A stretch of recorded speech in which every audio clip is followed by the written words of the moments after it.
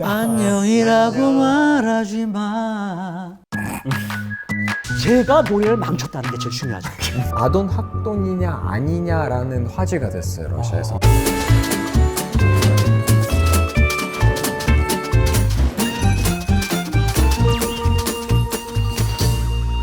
우리에게 꼭 필요한 국회 이야기를 상쾌하고 통쾌하게 풀어드립니다.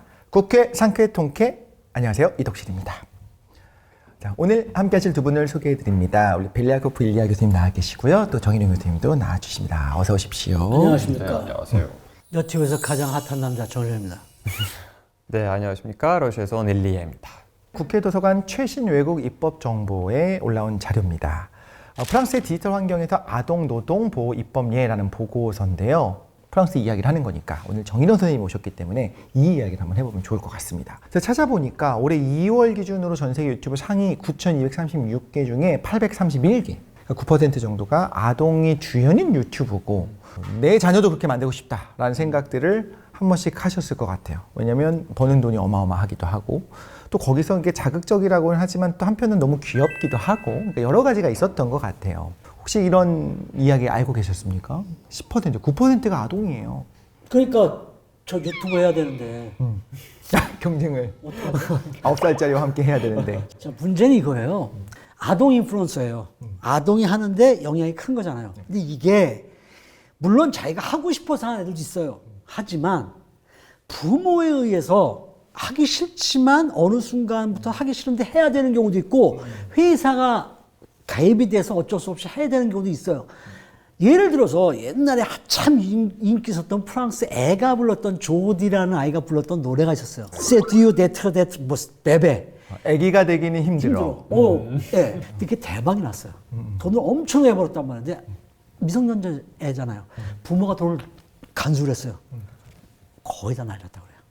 네, 이런 상황이 생긴 이유에 대해서 생각해 보자면 어떻게 보면 자본주의 자연스러운 그런 결과라고 좀 개인적으로 봐요. 그러니까 민주주의 사회에서는 자유가 기본으로 되어 있잖아요. 그래서 모든 국민이 같은 자유권을 누리고 있기 때문에 아동도 포함하기 때문에 이제 그런 자유가 생긴 거고, 근데 이런 자유로 인해서 생긴 여러 가지 문제에 대해서 우리가 어떻게 대처할 건지에 대해서 생각해 봐야 하는 부분이죠. 약간 연장을 하면 사실 아이돌 그룹의 연습생들도 보면 초등학교 때부터 시작을 하잖아요. 한편으로는 물론 이제 성공할 수도 있지만 그렇지 않을 수도 있는데, 그것이 과연 좋은 걸까라는 생각이 들기도 해요. 근데 그걸 뭐 법적으로 뭐 연습생 못 시키는 이런 거는 불가능한 상황이니까. 근데 프랑스의 경우에는 프랑스의 디지털 환경에서 아동 노동 보호 입법례가 있는데, 그 내용을 좀 살펴봐야 우리가 좀 얘기할 수 있을 것 같습니다. 법 전문가이신 교수님께서 이 내용, 아동 법을 전공하지 않았습니다. 법 전문가이십니다. 네. 프랑스 물론, 법이라면. 네, 오늘 주제와 관련해서 제가 자료를 찾아봤어요. 네. 찾아봤는데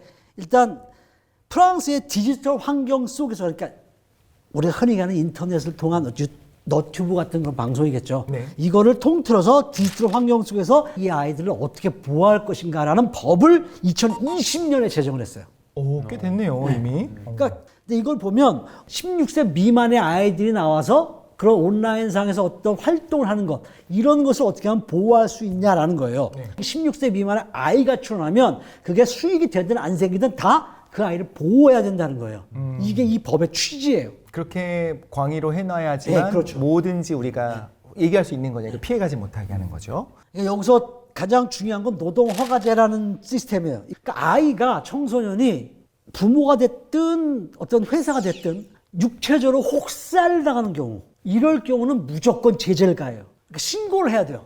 그리고 학습권 및 휴식권이에요. 아이가 그걸 하면서도 학교를 다녀야 될 거 아니에요. 네, 그렇죠. 네. 그 시간을 충분히 보장해야 되고 휴식 시간도 반드시 보장을 해야 돼요. 이거를 하지 않으면 법적 처벌을 받아요. 그러니까 가장 큰 틀은 두 개인 것 같아요. 제가 생각할 때는. 하나는 아이가 어쨌든 인플루언서로 해서 수익이 생겼잖아요. 네. 그러면 그 수익을 옛날엔 부모가 관리했단 말이에요.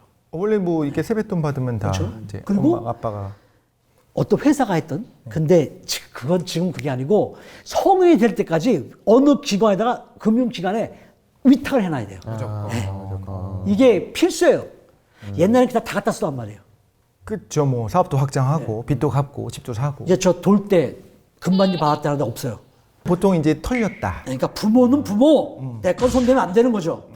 그런 것들이 점점 강화되고 있는 거예요. 그러니까 이 규정을 위반하면 네. 부모뿐 아니라 그리고 그 아이와 같이 일하는 스폰서 회사뿐 아니라 그런 상태의 광고론 광고주도 벌금을 내야 돼요.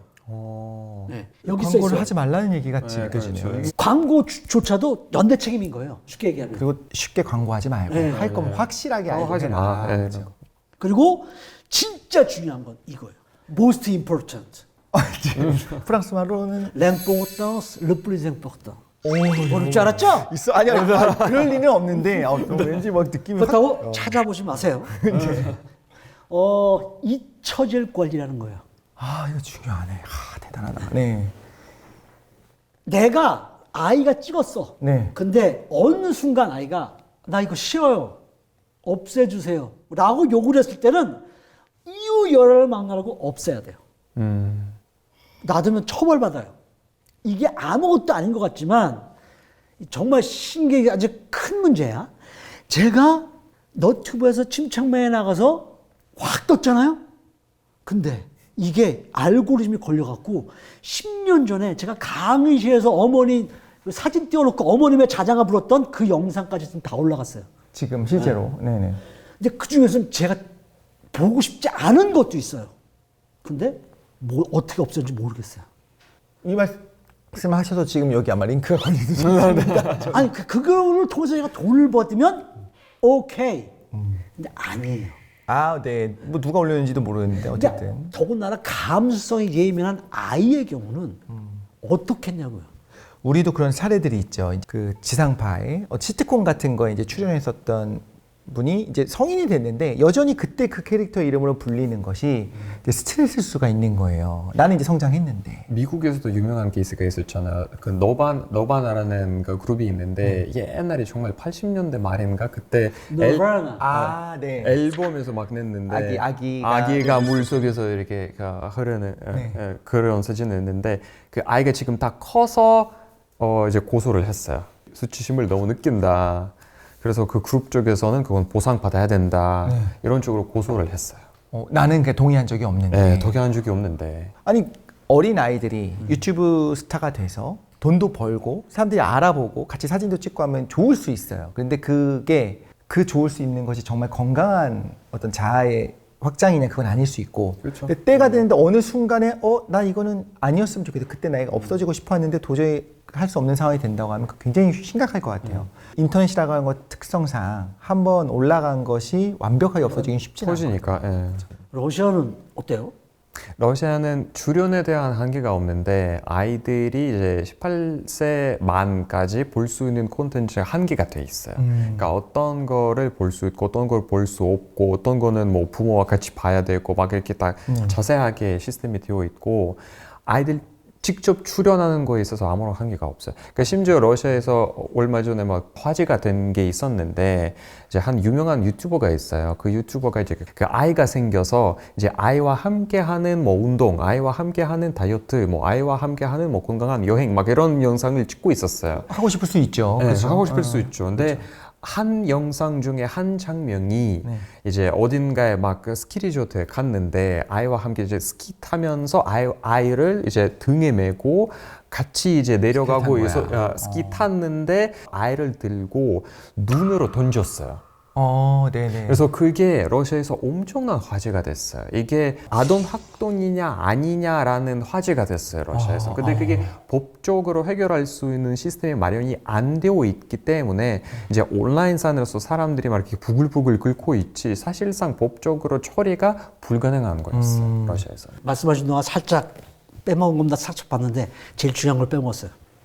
잊혀질 권리 중에 네. 잊혀질 권리가 필요하다라는 거죠, 그게. 네. 제가 작년에 홍대에서 락 공연을 했단 말이에요. 연주를 제가 제일 잘한 게 노래였기 때문에. 네. 딱 하고 비싼 돈 들고 촬영까지 다 했어요. 13곡을 불렀는데 음이 맞는 곡이 하나도 없어요. 다 틀려요.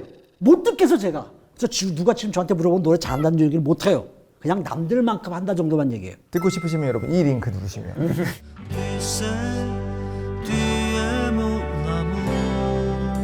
나마다 노래 잘하는 사람이 없다고 생각했어요. 근데 그 영상을 계속 돈 주고 비싼 돈 주고 찍은 걸 버렸어요. 근데 누군가가 올렸어. 편집을 해서 그것도 AI를 동원해 갖고 제 틀린 거를 교정을 해서 올린 거예요. 그걸 누굴 찾고 싶은데 못 찾아요, 누군지. 그러니까 저는 잊혀지고 싶은 기억이에요, 그게. 그 어른도 잊혀질 권리가 있다 이거예요. 그런데 아이들은 오죽하겠냐. 오죽하겠냐. 그치. 잘 모르니까. 여기서 포인트는 그거예요. 제일 중요한 건 뭐예요? 제가 노래를 망쳤다는 게 제일 중요하죠.